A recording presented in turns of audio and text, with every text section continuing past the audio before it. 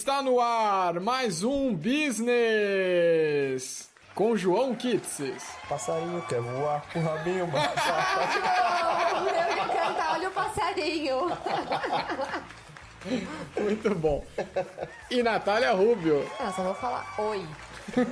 Piu. Eu ia cantar, olha o passarinho, faz pose de artista. Vocês lembram dessa música? Não. Não. É da Eliana.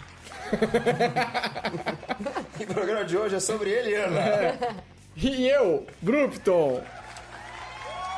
O tema de hoje é qual é a do Twitter?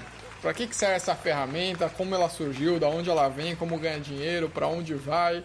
Para mim é a rede social que eu menos uso. Então a gente vai falar logo depois da vinheta. Vai, editor!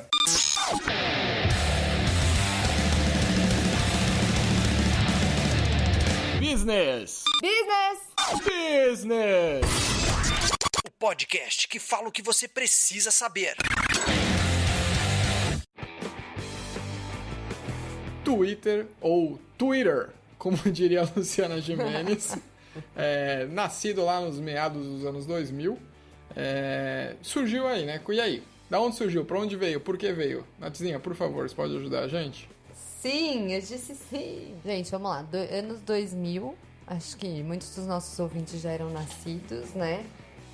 Um dos fundadores do Twitter chamado Jack Dorsey, ele trabalhava para uma empresa que criava aplicativos para BlackBerry, celular que muitos tiveram naquela época, muitas pessoas ricas com dinheiro. Eu não tive porque era muito caro. Exatamente. E basicamente era um aplicativo que você contava para os seus amigos o que você estava fazendo naquele momento.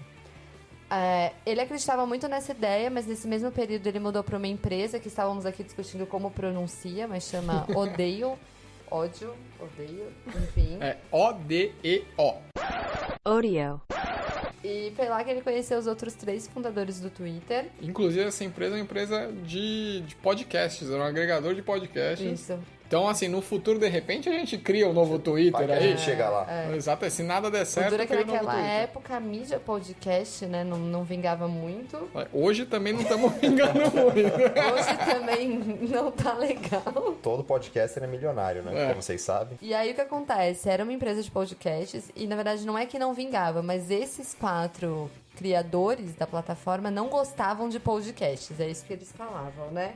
Então, mas E eles criaram essa plataforma de comunicação interna na empresa. E aí foi quando eles tiveram a ideia, isso em 2006, então vamos lá, quase 6 anos depois, insatisfeitos, eles tiveram a ideia, então, de trazer essa plataforma onde você contava, né? Na época pipocavam muitos blogs e estava muito forte a questão de troca de SMS nas empresas de telecom lá dos Estados Unidos. E eles acharam, poxa, então vamos fazer da nossa parte aqui. O que a gente pode, então, agregar sem perder aquela ideia que era contar mesmo com seus amigos. Inclusive, foi dessa história aí dos SMS que surgiu os 140 caracteres, né? Que na época... Na época não, acho que ainda é assim. Os SMS podem ter até 160 caracteres. Mas eles falaram, vamos fazer com 140 porque os outros 20 restantes ficam pro nome do usuário quando ele escrever. E eu acho que um ponto importante também não é que é só porque o mercado estava aquecido nisso, mas na época era cobrado podcast, né? E aí a Apple lançou no iTunes a mídia podcast de graça, né? Então você podia ouvir e tudo mais. Então eles ficaram meio com medo também de perder o emprego, né? Bom, resumindo, então aí nasce o Twitter, não com este nome, porque eles pensaram em vários nomes antes desse. Um exemplo chamava Cia Shells, Friend Stalker, né? Então hoje a gente ouve muito, você vai stalkear alguém. E pra mim esse termo era novo, mas não, lá atrás já usavam. Aí o que acontece? Os caras buscavam vários nomes para essa plataforma, né? Esse aplicativo. E aí, um deles, que hoje nem tá mais no Twitter, chamado Noah Glass, ele teve a brilhante ideia de abrir o dicionário. Falar, vamos caçar o que tem aqui. Maravilhoso. Uma puta ideia. A melhor maneira de fazer naming é procurando dicionário. E aí foi quando ele achou o termo Twitter. Eles queriam um naming pequeno, né, um nome pequeno, que significa uma breve e inconsequente explosão de informações. Ou um barulho feito por pássaros. Resumindo, juntaram os dois, nasce a marca lá em 2006, o Twitter. Daí que acontece? No início era uma ferramenta interna.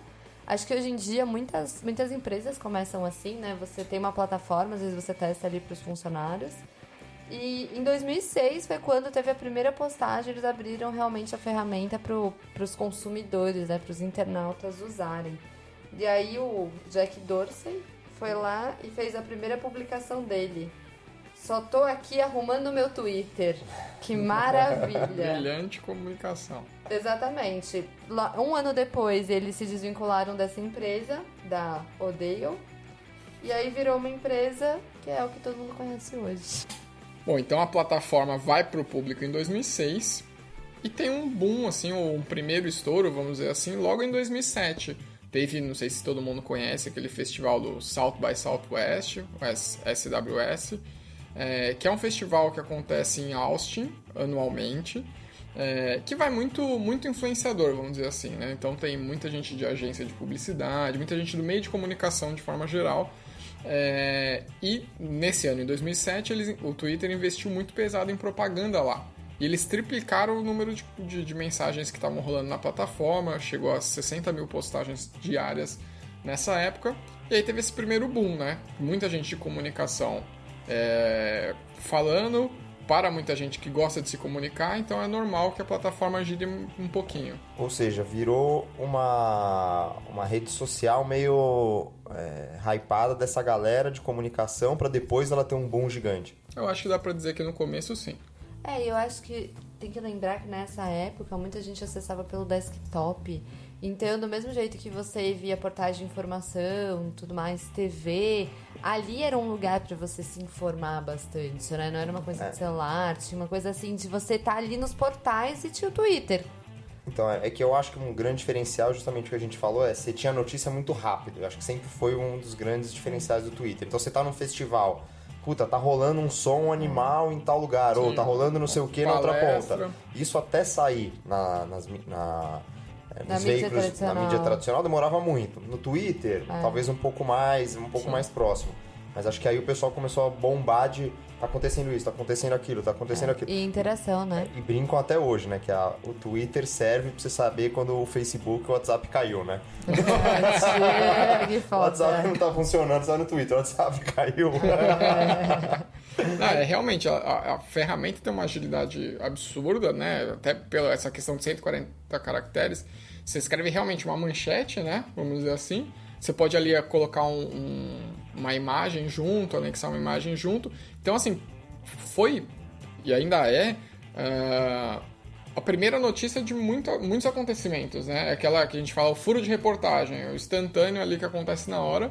Então, acho que isso é um dos pontos que agregam muito ao Twitter. E aí, falando especialmente do Brasil, é uma plataforma que muitos famosos compraram a ideia dela. Acho que no mundo, né? Sim, de forma geral. Mas é que eu acho que o brasileiro tem esse negócio de querer estar perto das suas celebridades. E aí, eu não sei se de forma geral, mas enfim, quando você tem um canal de comunicação com o seu artista favorito, ou sei lá, com o seu influenciador, ou qualquer personalidade que seja, isso também acaba agregando mais usuários para a ferramenta. Então, mas eu acho que isso é mais até nos Estados Unidos do que no Brasil. Eu acho que é por isso que o Twitter é tão gigante lá e no Brasil ele ainda é uma plataforma um pouco... Ainda é nichado, né? Acho que só tem um comentário interessante que foi nessa época que o Twitter cresceu tanto que ele não tinha estrutura de data center, esse tipo de coisa para suportar essa quantidade de usuários.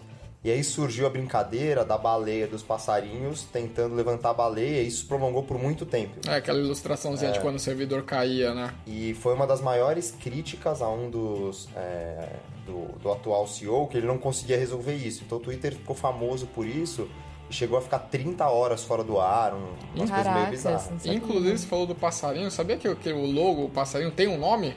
Vocês sabiam? Não, mentira. Ele tem um nome, ele chama Larry. Por quê? Larry Bird, Larry Passarinho.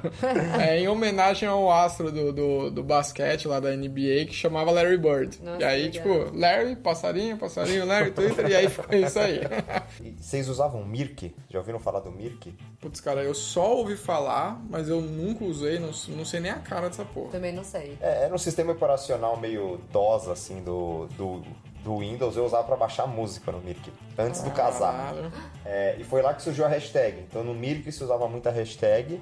Provavelmente eles conheciam essas plataformas. E aí eles colocaram isso dentro do Twitter. E aí foi aí que bombou esse negócio de hashtag, né? Pra taguear as músicas ali piratas, é isso? Não, que você tá não. O dizendo? Mirk era um sistema operacional pra tudo. Então o pessoal ficava trocando música, informação, conversava, tinha chat, tinha 1 milhão de... Todas as redes sociais em um só lugar.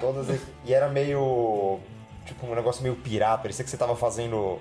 Coisa muito ilegal, né? Eu sou um hacker, a sabe? Web da época. Era tipo... Web Não, da aí você digitava um código, aí voltava uma resposta, aí você digitava mais 3 códigos, aí vinha um arquivo de música, era um negócio meio hacker, assim. Tá louco. Aguardem programas em breve sobre Mirk.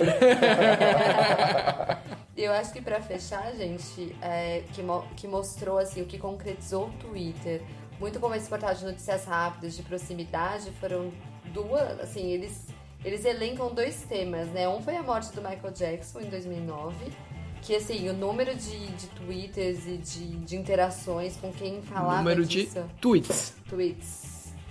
Twitter só tem um. Nossa, calma, gente, que ao invés de podcast virou Telecurso 2000 aqui. E a Copa do Mundo na África do Sul em 2010. E eu vou te falar, eu acompanhei Copa pelo Twitter.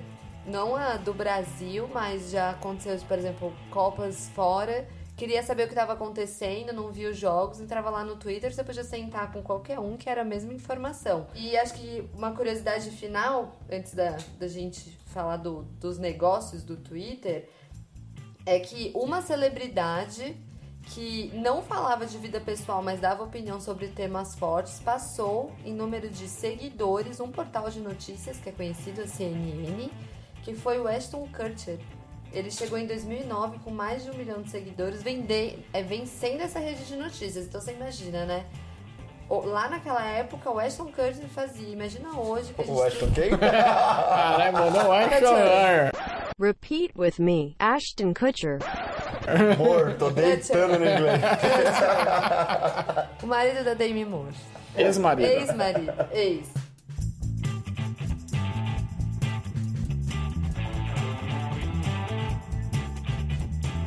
Temos aí uma rede social consolidada já, bonito, tudo funcionando, mas isso aí precisa dar dinheiro, né? Tem lá os 4 CEOs ali na época vivendo disso, mas quando que isso vira uma empresa, vira um negócio? Quando o Twitter gera lucro. Não mas acho que o gerar lucro nesse momento é menos importante.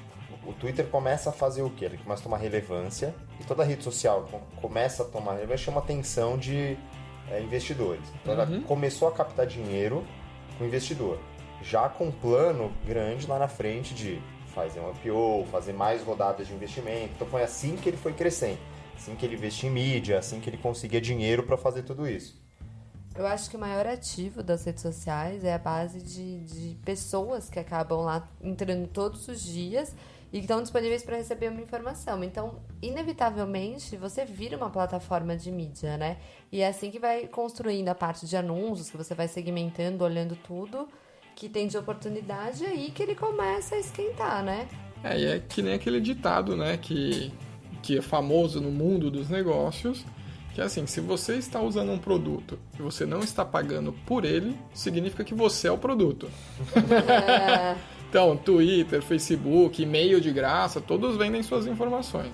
E pra gente ter uma noção de grandeza, no Series A, que é a primeira rodada de investimento de fora, de capital de fundo no Twitter, em meados de 2007, já 2008, eles já começaram a captar, e aí veio um primeiro aporte, que não se sabe o valor ao certo, mas entre 1 e 5 milhões. E aí já na segunda rodada, um crescimento gigante em 2008, de aproximadamente 22 milhões de dólares. E eu queria dizer que assim, na primeira rodada eu já vendi a minha parte e beleza.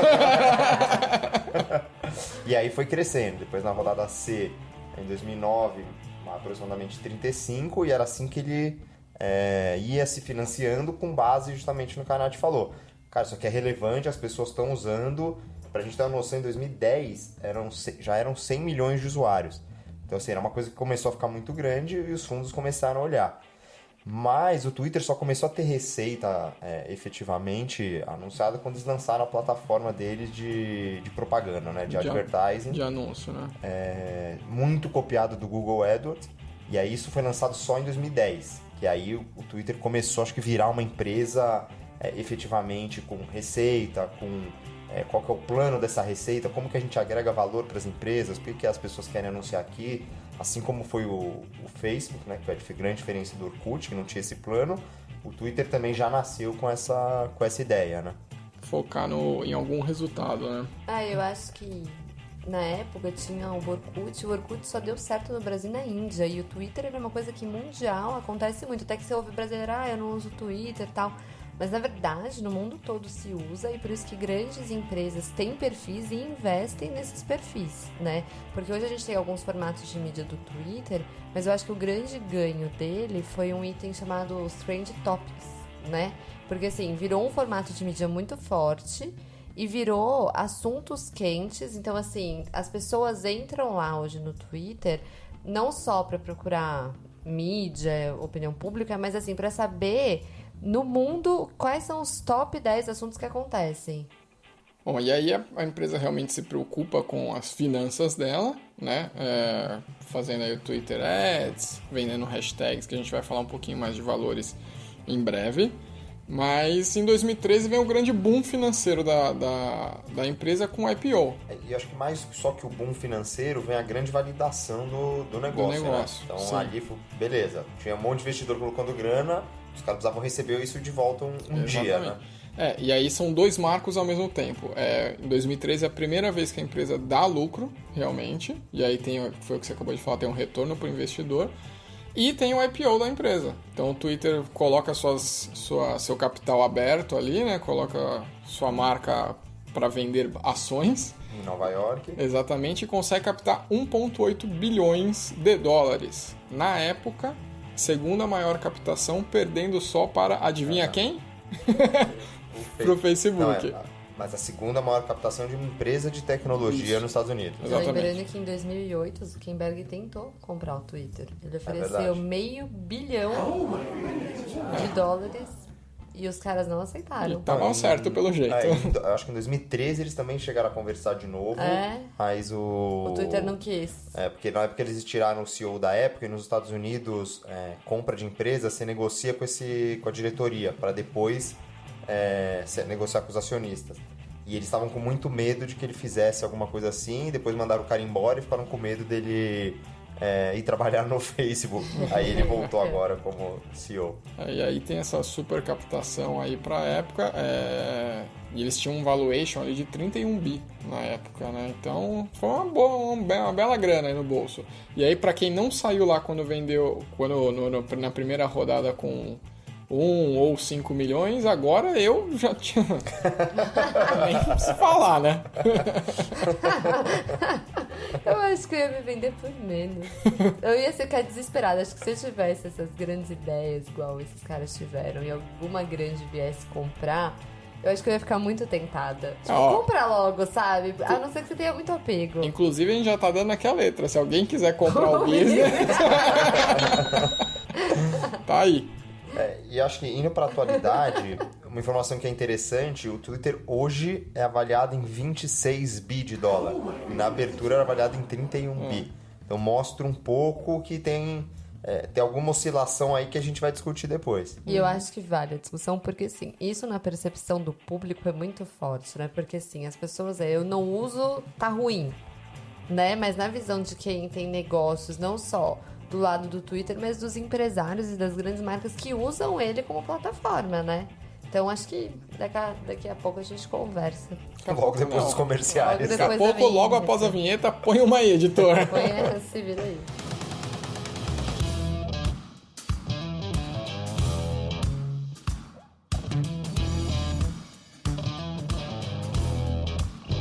E como que estamos de Twitter hoje?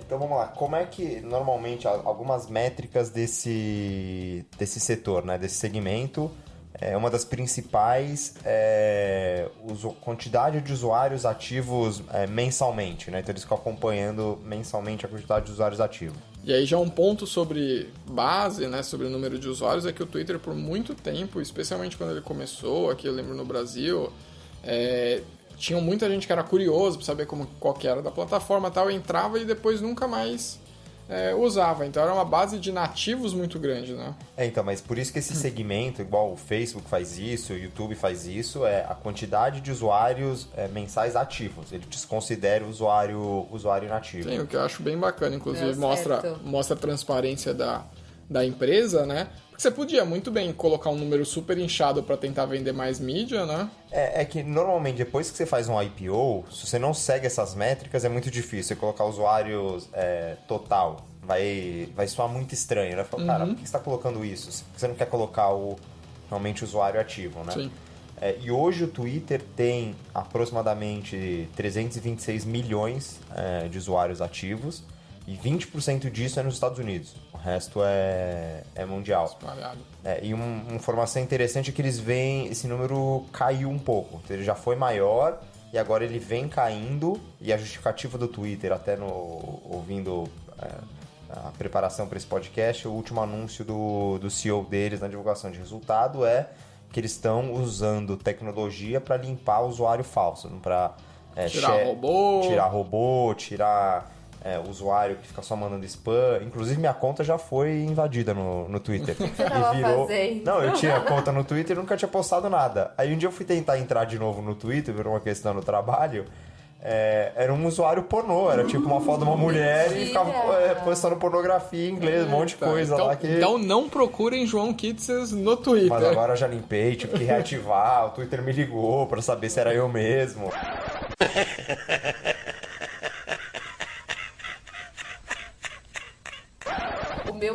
O meu tá ativo, eu não uso, ainda tem um ovo na minha foto, né? Mas eu não uso. Usei agora corporativamente, porque a empresa que eu trabalho tem perfil ativo e só. Pessoalmente eu não uso. O meu também tá lá, mas também não uso. Pelo contrário, tem até umas vergonhas nas postagens antigas que você olha e fala, nossa, pra quê, né? Porque eram só 140 caracteres, agora 240 dá pra fazer mais merda. E pra gente comparar, só pra ter uma noção de tamanho, passar um número só não significa nada. O Facebook tem esse mesmo número de usuários ativos, 2,2 bilhões no mundo. E a Ásia é um mercado maior do que Estados Unidos. Então, só pra gente ter uma noção de tamanho do Twitter versus o Facebook. Tomara que o Face tenha essa mesma iniciativa de limpeza de base, porque a Ásia é um dos maiores mercados de robôs, né? Ali é onde tem um grande volume dessas empresas que tem robochats e humanos que se cadastram só para poder potencializar campanhas, enfim. E outra métrica é a quantidade de usuários ativos por dia.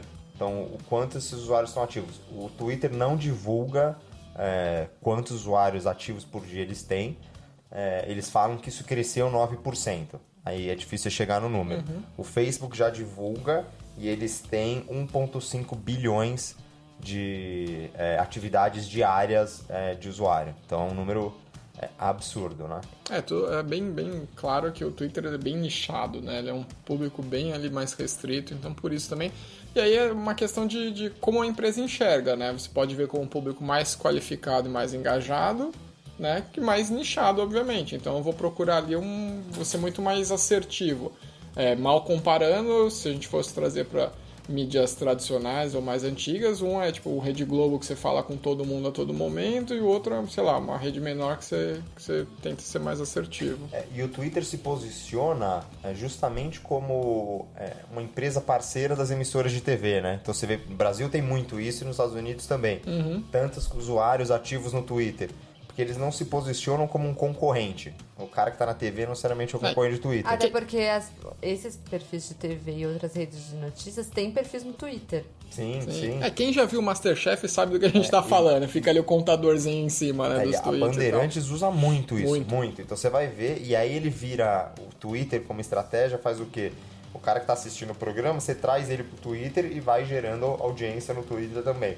Então eles usam muito essa integração com as emissoras de TV. Eu acho que tem alguns pontos aqui do Twitter que a gente pode destacar para quem tem empresa, seja ela média ou grande porte, até que eu acho que é um recado legal que o Twitter ele tem pacotes para cada tipo de empresa, né? Então, para cada investidor que está a fim de ativar a sua marca lá. O que eu acho importante é a marca estar lá, não consumindo informação, tudo bem. Mas eu acho que você ativar uma mídia sem ter um perfil oficial no Twitter é muito complicado. Porque o Twitter, nas redes sociais, ele também é muito conhecido como o Muro das Lamentações. Até que ele se torna muita ferramenta de saque e monitoramento para as empresas, né? Então tem o lado da mídia, tem o lado da empresa ter um perfil, porque eu acho que se você não tá lá, vão falar de você. O Twitter ele é uma das redes que a política de privacidade ela é mais flexível. Então, as empresas conseguem mapear no Twitter uma série de nomes escritos errados ou menções e tudo mais. Isso é importante. Mas eu vejo muito também esse movimento de um saque muito ativo no Twitter. Porque o Twitter é a rede dos memes, né? Então, ali, apesar de muita coisa do que a gente recebe no WhatsApp e tudo mais, nasce do Twitter, né? E temos dados. Temos dados, que pesquisa é bom. profunda. Adoram dados, Johnny Dados. Eu pesquisei justamente isso e uma pesquisa com os usuários do Twitter e qual era a principal motivação do relacionamento dele com as marcas. Então, 64% deles buscavam novos produtos, 56% promoções em novidades, 50% só interagir com a empresa marca. E 49% com esse objetivo de saque. Só que eu acho que o cara que entra no saque faz muito mais barulho do que o cara que está buscando novos produtos, né? Então a galera faz muito barulho no Twitter. Faz, eu acho que... E o que as empresas, às vezes, em termos até de gestão de crise... o que eu vejo muito de benchmark e tudo mais é que o saque ele tem algumas prioridades de resposta e o Twitter sempre é a primeira ferramenta. Então, por exemplo, o João vai lá e faz uma reclamação no Facebook, no Twitter e no Instagram. Qual que é a primeira plataforma? É o Twitter. Porque o Twitter ele dá esse tom, até por falar bastante de temas críticos, de ser um lugar que a repercussão vai ser gigantesca. Então...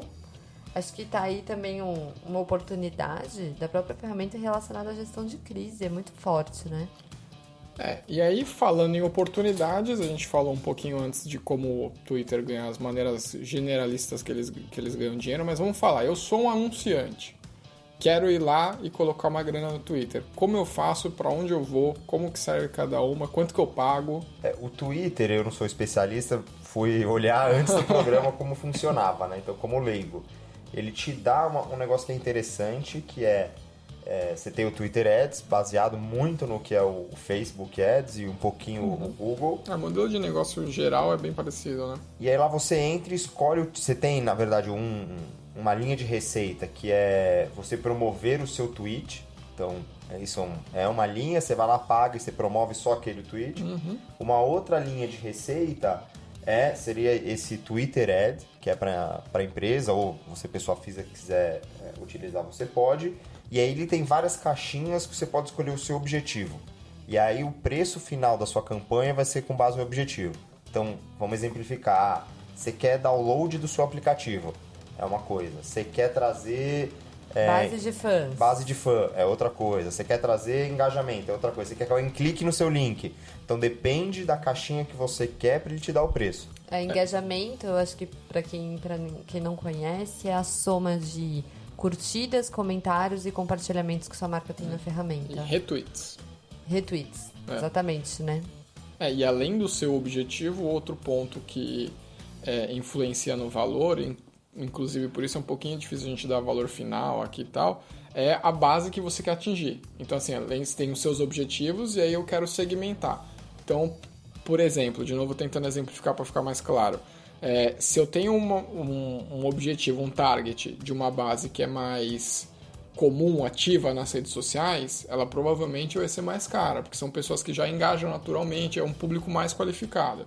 Se eu tenho uma base que é mais generalista, ela vai ser mais barata, então é um público que é mais difícil, assim, eu posso falar com todo mundo, mas nem todo mundo vai me responder, então também tem esse tipo de medição ali na hora de você investir o seu dinheiro.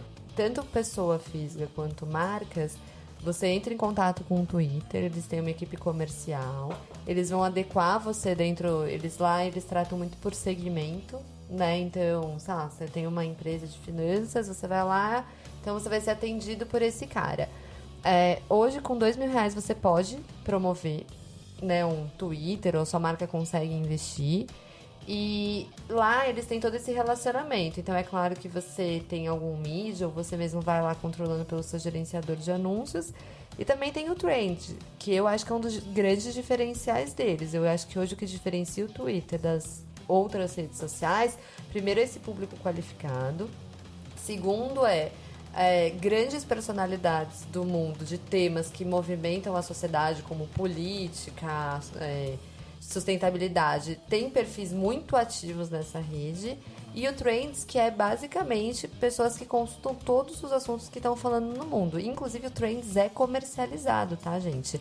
Você pode comercializar por um período de 24 horas, normalmente você dá esse... Então, eu quero por 48 horas, 24 horas. Normalmente as marcas põem 24 horas, porque se põe 48 fica muito na cara, porque é muito difícil um assunto se sustentar como primeiro lugar por 2 dias.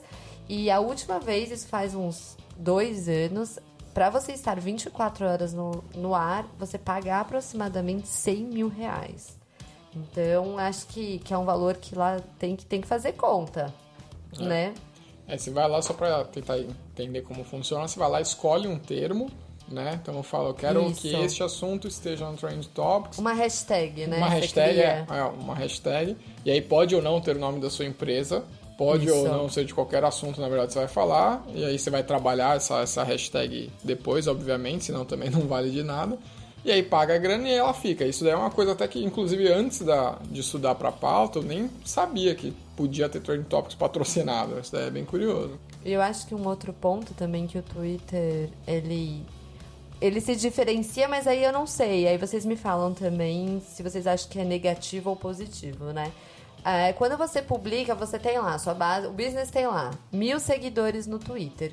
Se a gente faz um Twitter nosso, né? O Buzz da semana lá, mesmo que aos poucos, e eles não dão um tempo determinado, porque isso depende da sua base de fãs, ele vai entregar para todo mundo.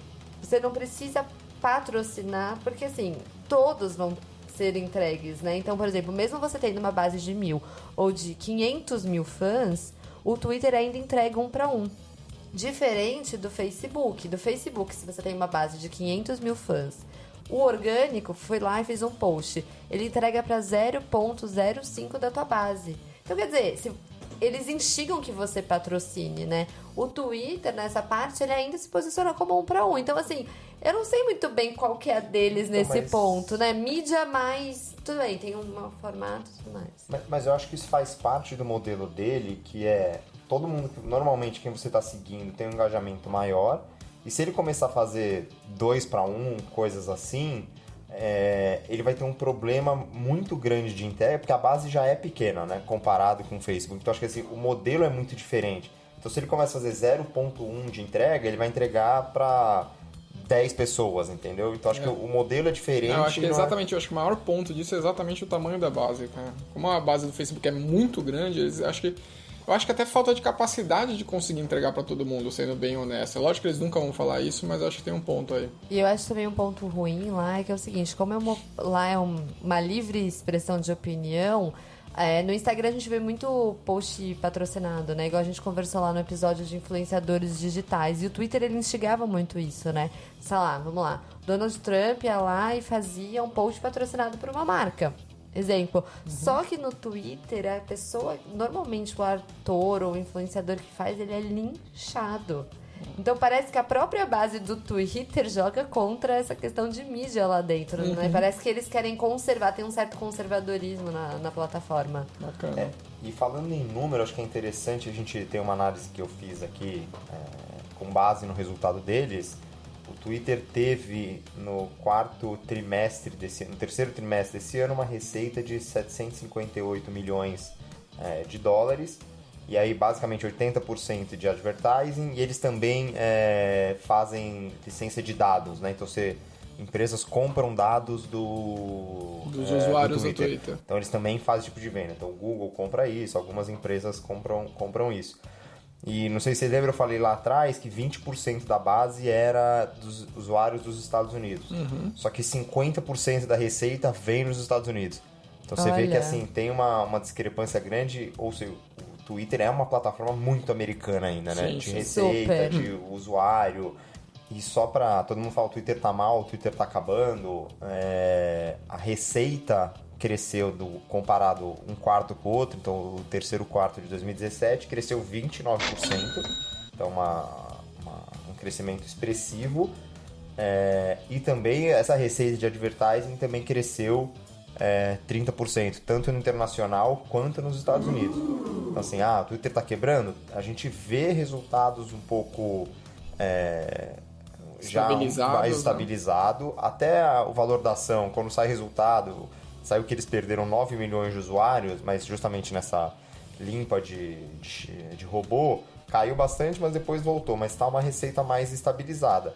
O problema é, com 300 milhões de usuários, você precisa querer crescer muito mais e o Twitter não consegue mais crescer nos números que ele crescia antigamente. Aparenta ter chegado numa maturação e vai ficar mais ou menos por aí mesmo, né? Porque o usuário dele tem esse perfil. É isso que eu acho que assim, se a gente pudesse compilar o que é o Twitter hoje, ele é uma plataforma qualificada, onde lá realmente o usuário define um pouco o padrão da rede, né? Hoje no Facebook, o Facebook vai definindo o padrão da rede, ele que bota o anúncio, ele que fala que pode, né? O Twitter, ele tem os usuários muito...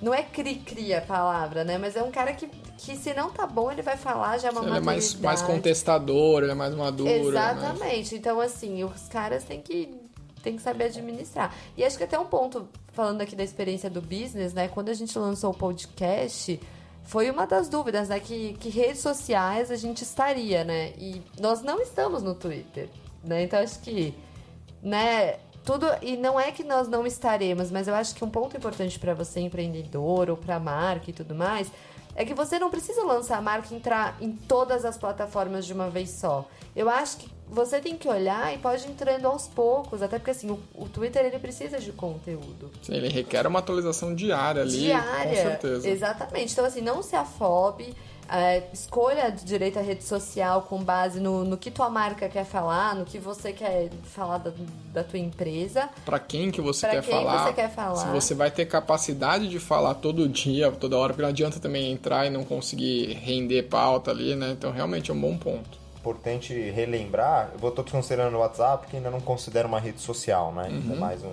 sistema de troca de mensagem.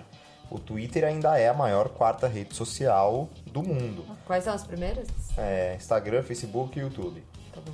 Isso desconsiderando essas plataformas que só estão na China por uma questão geopolítica.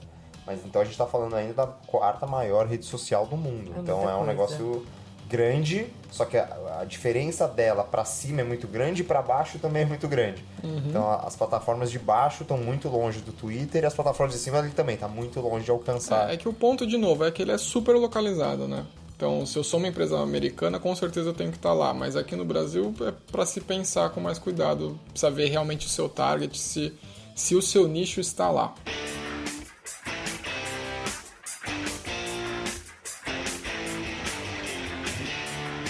É isso aí, chegamos ao final de mais um episódio. E só para terminar aqui em alto e grande estilo, temos alguns recadinhos hoje.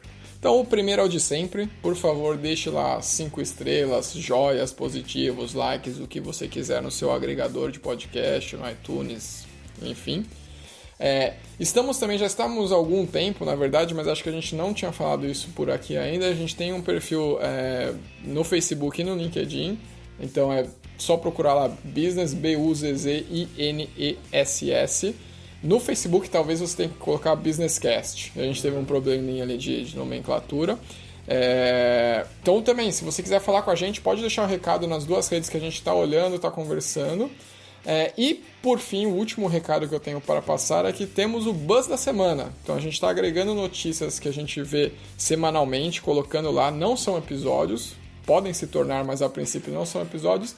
É só realmente uma curadoria de uma notícia que a gente acha relevante durante aquela semana. Também participem, comentem, compartilhem, falem para os seus amigos. E comentem lá o episódio que vocês querem que a gente grave no futuro. Exatamente, se tem algum tema que vocês têm curiosidade para saber, podemos pesquisar e trazer bonitinho para vocês. É isso aí. É isso, muito obrigado e tchau!